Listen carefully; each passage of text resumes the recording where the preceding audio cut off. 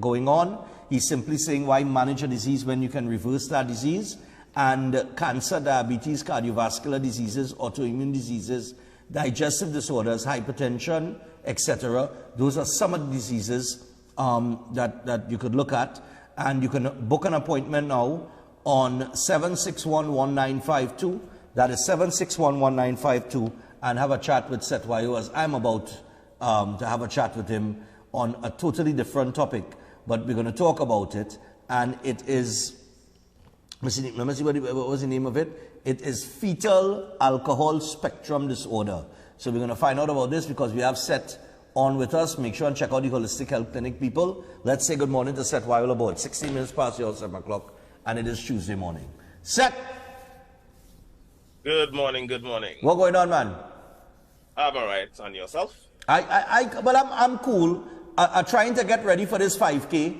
I feel I'll walk most of it, but nevertheless, I'll try to run as much as I can as I start to get myself back in a little fitness now. I had a dread workout yesterday, boy. Oh gosh, I thought I would not make it here this morning.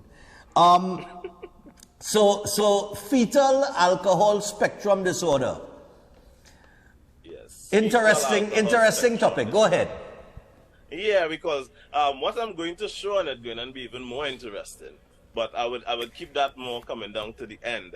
Right? Because this is a disorder that affects not just facial features of a child, but their neurodevelopmental features as well. Okay. Now, fetal alcohol spectrum disorder covers basically 5 areas. You have fetal alcohol syndrome, you have partial fetal alcohol syndrome, you have alcohol-related neurodevelopment disorder, you have alcohol-related birth defects, and you have neurobehavioral disorder associated with prenatal alcohol exposure.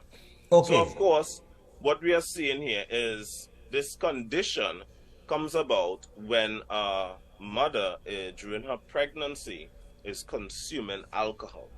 So it causes these defects in the unborn child. Right. So what I'll do is I'll share the screen so that we could see a little diagram of the features that are deformed. Now, I'm not going to go too detailed into it because there are some things I want to talk about a little bit. Now, if you notice the features here on this child's face, or diagram of this child's face, and you see the areas that are deformed, you see like microcephaly, the shrunken skull, you see with the philtrum, this is the area by the lip there, how that's flattened. Notice all these features closely resemble Down syndrome features. Yeah. If you notice, it looks just like a Down syndrome child. Yeah, I'm seeing that. So, of course, I love to research, right? When I like to ask the question behind the question. So I started to do a little more digging up to see if there is any close relation between the two. And I saw here that there are commonalities. Of course, my source of information, I go to PubMed. All right. So commonality in Down and fetal alcohol syndrome. I will jump to the conclusion. It says this first and initial study indicates that Down syndrome and fetal alcohol syndrome share common dysmorphologies in humans and animal studies, and animal models, sorry. This work also suggests common mechanisms at cellular and molecular level that are disrupted by trisomy and alcohol consumption during pregnancy and lead to cranial and neurological phenotypes associated with Down syndrome and fetal alcohol syndrome. What they're saying is basically what they have discovered, right, or what they find is that both Down syndrome and fetal alcohol syndrome are basically the same thing. But the difference is fetal alcohol syndrome is basically when the mother is consuming alcohol during pregnancy. Yeah. And Down syndrome is when the condition comes about basically when the mother isn't consuming alcohol. Right? So then you might ask, so what is causing this unborn child to develop these what we'll call it abnormalities in development of facial and neurological features? And that brings me across to something that was recently discovered. When I say recently, we would look at the date here, April 12th, 2023. I don't know if you see in the heading here. It says father's alcohol consumption before conception linked to brain and facial defects in offspring. So for years, a lot of mothers who have given birth to children with Down syndrome, many of them have been classed as being dishonest when it comes to they disclosing that they don't consume alcohol. Many doctors have assumed that they have been consuming alcohol, even though those mothers would have been saying no, they have not. Right. The reality is they weren't consuming alcohol, but the father was. Right. Because the father was consuming alcohol, he had mutation to his sperm, and therefore it caused maldevelopment in the embryo. So at the point of conception, because the father was consuming alcohol, that would have caused the child to develop these defects. Okay. Now, this is something new. It is something big, because for years we have continued to neglect the man's health when it comes to fertility issues. Now, in Trinidad and Tobago, when the fertility clinic opened a couple years back, they found that when it comes to problems with fertility, that the male had a higher percentage of problems regarding infertility issues. Right. Our men in Trinidad and Tobago play a bigger part in infertility issues than the woman. We have been blaming the woman inaccurately for a long period of time because we have a natural bias there, right? Because the woman is the one carrying the child, we tend to assume that when a defect happened, it's because of things that she was doing. Right. When this time, the father was not taking care of his health prior to conception. Right. And men need to take more responsibility and have a greater interest in their health. Alcohol is one of the worst things you could consume. Alcohol literally is a poison. Literally. There is no safe amount of alcohol anybody could consume. No safe amount. No safe amount. But people are still consuming it. Yeah. Right? Now, I used to consume alcohol in the past. And when I learned even more, now we all grow up hearing alcohol not good. But have any of us really researched the damage that alcohol consumption actually causes? We don't. And because we don't, you don't know the depth of the damage. And if you know the depth of the damage that it could cause, you are not going to touch it.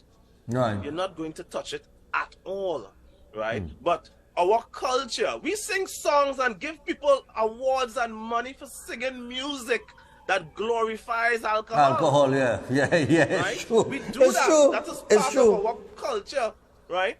And we have a culture where taking responsibility for ourselves and our health is an issue. So we have a crime issue here. Now, if alcohol consumption can affect neurological development, right, in a child, and if the father is drinking alcohol or consuming alcohol, and when I say alcohol, I'm talking about it have no safe wine. Wine not safe either. People want to say, oh, it's healthy or whatnot, and people don't have an understanding of it. That's why I tell people, come and do a consultation. Let me explain health and nutrition. You would learn more on health and nutrition in one consultation than all you have learned in your entire life combined.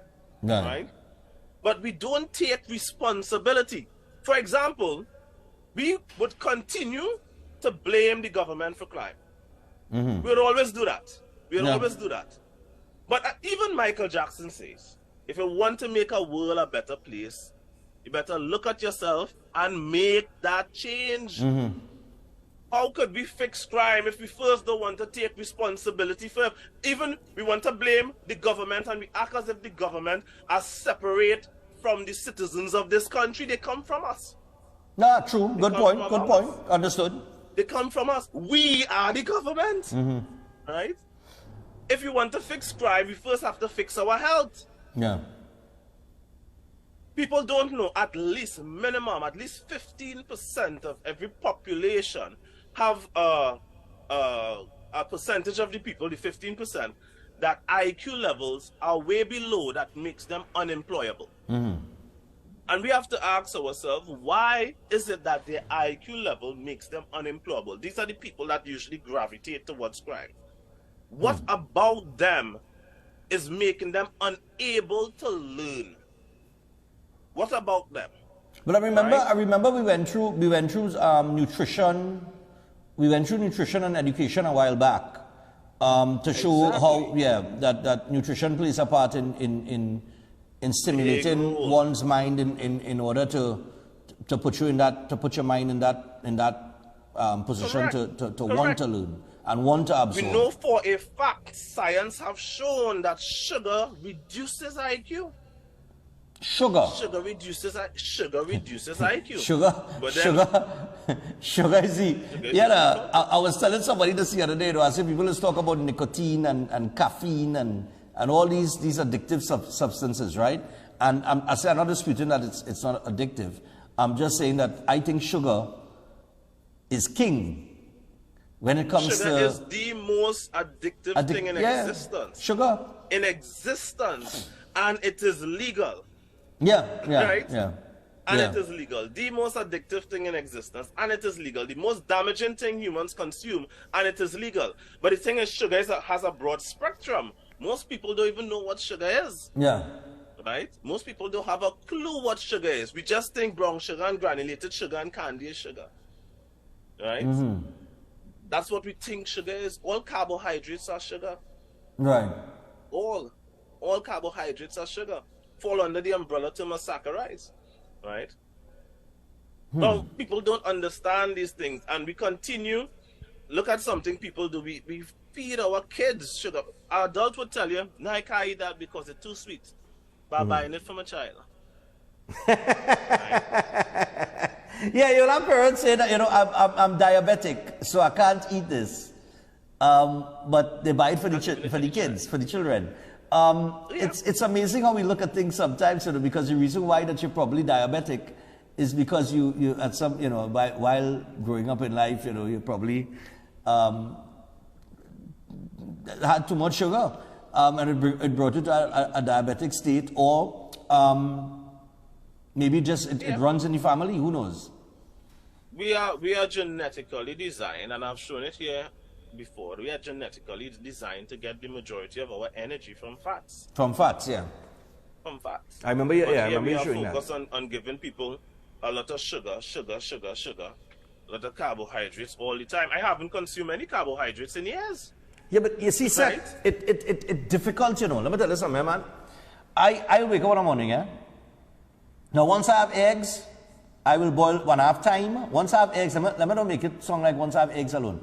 Once I have time, like if I get up early enough, right, I'll boil about 4 eggs, right? Now, I know that's a small quantity of eggs as opposed to what you eat. Because you have told me you don't eat anything less than a certain amount of eggs, right? So I will boil about 4 eggs. And those 4 eggs, I can eat at 5 o'clock in the morning. I probably won't be hungry until about 12. It will carry me. I wouldn't even need a mid-morning snack. Just 4 boiled eggs will carry me straight through, right? Now, I know that the eggs high in protein. Some people will tell you they're high in cholesterol too, right? Cholesterol is good. Dietary cholesterol is good. Since 2018, they removed that from being a health warning. Right? If your doctor's still telling you avoid eating food high in cholesterol, then they are being dishonest and you should change your doctor. Right? Because it and it is a decree basically that they have removed warnings of cholesterol consumption. Any doctor that want to challenge me on that, I know Synergy would facilitate a debate on that. Right? I know Synergy would facilitate a debate on that. Of course. I've often told people that message me, I say, listen, don't tell me that what Seth is saying is wrong, because there are several different opinions that people have. Several. If you research diets, you'll get about 5 or 6 different diets that are out there being promoted, right? Now, I say, if you think that he's wrong, then let's engage and have a little debate on air. If you think that he said something wrong, and you believe you have the correct information, let's come on, have a discussion. And maybe I use the word debate, but maybe it must be more than a discussion, because people who are in a certain line of medicine will believe that what they're into is 100% correct. There's the medical fraternity that will say they're 100% correct. But at the end of the day, this is why I think the public is as confused as they are.